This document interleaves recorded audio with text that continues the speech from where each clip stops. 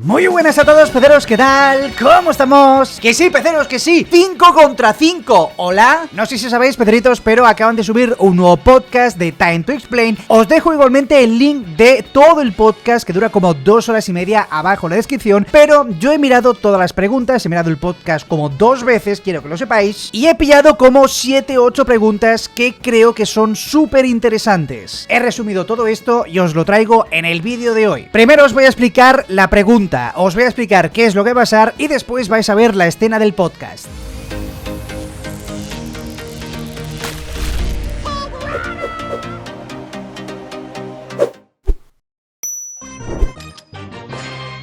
El podcast básicamente inicia con P de Paula, Dani, Ryan, Marcio y el youtuber invitado que es Lex, y están hablando pues de sus cosas, de BRAWLSTARS, qué tal, qué cual. Y entonces Lex tiene algunas preguntas, pero primero dice Dani, espera, que primero vamos a empezar con unos sneak peeks. En estos sneak peeks básicamente Dani dice que van a explicar como 3 en este podcast y hay 2 de ellos que directamente no los vamos ni a escuchar. Pero de repente Lex le dan la palabra y Lex dice que sí o sí quiere el 5 contra 5. Vemos a Dani que ha explicado cómo va a ser el 5 contra 5, lo han probado pues en Balón Brawl, en Atrapagemas, claro, pero el mapa tiene que ser más grande, ¿no? Eso es lo que me pregunto yo.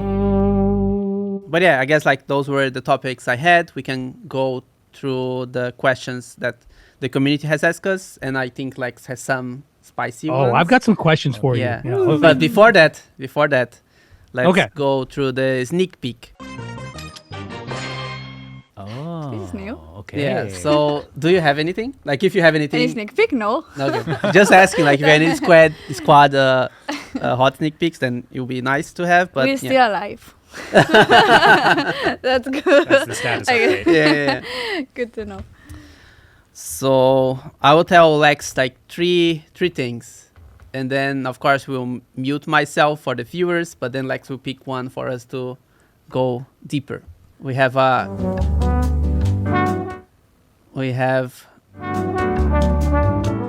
maybe 2 items. Yeah, maybe you. Because it was the Brawl Pass. Yeah, true. Then it's 2 items. I want to hear about this. At the same Oh time, my god, you still remember? Yeah. Wow. tell me about the 5v5 mode. All right, let's do it. So in the next update, we'll have a 5v5 game mode, and yeah, yeah. And then you're still experimenting on Finally. on how we want it to play. Like we're trying different modes, like we're trying Gen Grab, Brawl Ball, Wipeout, how they play out, and then maybe like the best one will actually be released to the community. But we also like, we don't want to just like, okay, so it's a Gen Grab, but now it's 5 players or 10 in this case. We want also to have like some twist in each game mode, like that will make sense to make it a 5v5. So yeah, and it will be more like an eventful thing, so it won't be like in rotation. But that's it. 5-5 is finally coming to the game. La siguiente pregunta de Lex básicamente está preguntando si hay mucha diferencia entre una persona que pone dinero, un pay to win, que realmente ya sabéis que en BRAWLSTARS no existe esto, sería pay to fast, pero la diferencia sería entre este y una persona que es free to play, o sea, que no gasta dinero. No gasta dinero no significa que no se compre el pase de batalla con las gemas que ha ido acumulando durante las temporadas. At the same time, there's many, including myself, who don't like the ever-increasing power disparity between pay-to-win and free-to-play and paying players. Is there, what are your thoughts on this topic? And, moving forward, how far down to this rabbit hole do we go? Yeah, I think it's a good topic to talk about. I think the thing we can't like be tied to, or like we shouldn't prevent ourselves to do, is to give more to people who are actually willing to support the game, right?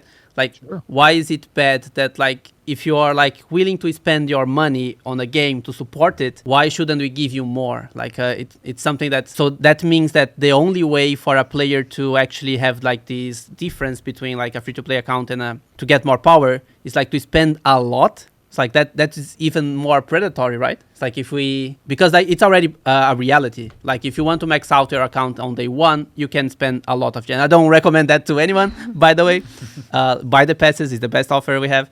But yeah, I think it is what is that meme? Like it's a honest work, right? We are giving more if you are willing to support the game. And if we don't have people supporting the game, then it's bad for everyone.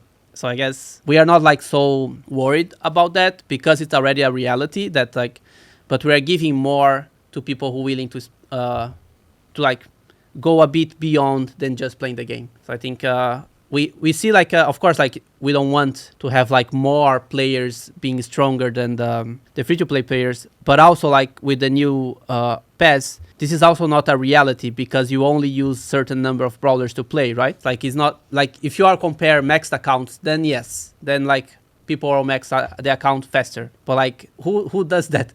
Yeah, the average like, player doesn't. When you are playing a game, you play like your 15 brawlers, and we are already giving more resources to the free-to-play players. So like competitive, we are gonna be actually in a better scenario than we were before. ¿Vosotros sabíais que Brawl Stars casi muere? Yo he flipado, cuando escuché esto diciendo que Ryan estaban a puntito de decir, oye, Brawl Stars está en las últimas. How close was Brawl Stars to actually being killed? Extremely close. Like during those 18 months, we as a team probably talked once a week about whether we should kill Brawl Stars. Like it was a very common discussion. And just to give a little context, I think many of you know this, but at Supercell we want to make games that are played for years and remembered forever. So the bar is really, really high, and we needed Brawl Stars to get to that bar before we could consider a global launch. So as a game team working on a beta, this bar that you want to hit is important. And there's also this idea that if you believe that the game you're working on just isn't going to get there, it's on you to kill that game and move on to a new project so you can make the next thing. And that's kind of the thought process that we had throughout. And we were, I think, it was a healthy discussion on whether we should kill the game. But for a long time, we were far from the metrics that we needed to get to. But I'll repeat, the thing that we all knew is that the core gameplay was good. We all knew it was good the whole time. So we had to figure out, was it the meta? Was it skins? What were we missing? What was the missing piece there? And we all believed we could find it. But there was a moment in 2018, I don't know. There was a moment one summer, this is before we launched on Android and beta. And we launched Android during that summer. Before summer, we were all pretty convinced we would kill the game. We were fairly certain.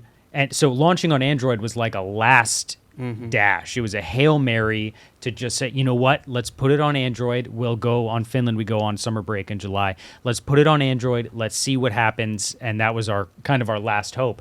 And we went on summer break and we got back and the metrics were good. They were better. Things were improving. And we realized at that moment that people want to play with their friends. Yeah. And when you're only on one platform, you can't, because some of your friends are on Android, some are on iPhone, and you can't invite all of your friends to play this game. So that was one of the magic keys that started to unlock it for us and made the game a lot more feasible. But a very long-winded way of answering your question, yeah, we were close many times. Many times. Si ahora mismo pudieras escoger qué es lo que te gustaría que hubiera en Brawl Stars y que todavía no está, ¿qué sería? Is there a feature that hasn't been added to Brawl Stars that you would like to see? There is something I would like. So I would like to have more ways of using the brawlers I like. So I would like, for example, I don't know, like some kind of like story mode or some kind of like real like mastery. I know we have masteries, but not that kind of mastery, but like some kind of quest or like use this brawler in these ways to get things maybe or even to learn more about that brawler and how to use it, because I usually play with the same characters like all the time because I like a set of like 20 characters and I would like to find like new ways of playing these characters. How about you, Ryan? Do you have a... Like, I was so excited about Map Maker when we first started developing it. I was hoping that we would be able to give it enough features where players could develop their own game modes, like really create a new game inside of Brawl.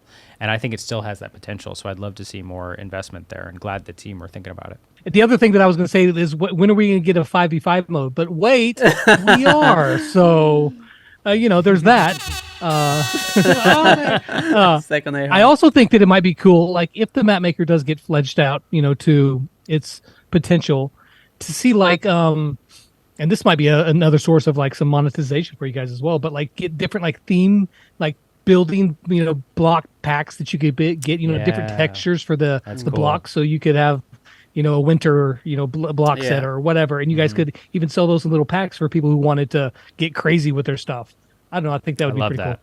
That's pretty cool. Me hace gracia cuando dicen que estaría muy bien que el Map Maker pues existiera. Básicamente porque hablaban de cuando nació el Map Maker, era genial, era espectacular porque lo era. Incluso habían aplicaciones fuera de Brawl Stars que te dejaban hacer mapas porque no existían Brawl Stars. Cuando lo implementaron era como ¡wow! ¡Qué chulo! Y ahora llevamos como 2 años y pico que no hay nada. ¿Vosotros pensáis que la comunidad de Brawl Stars ha sido o seguirá siendo tóxica? Yo siempre digo lo mismo, no es una comunidad para nada tóxica. Que hayan 4 tóxicos y esos 4 generen toxicidad entre ellos no significa que la comunidad sea tóxica. Una comunidad tóxica significa que en las redes sociales, en YouTube, en los comentarios, pues todo es negativo. Yo tengo que decir que tengo una media de un 98,7% de likes. Dime tú quién tiene eso.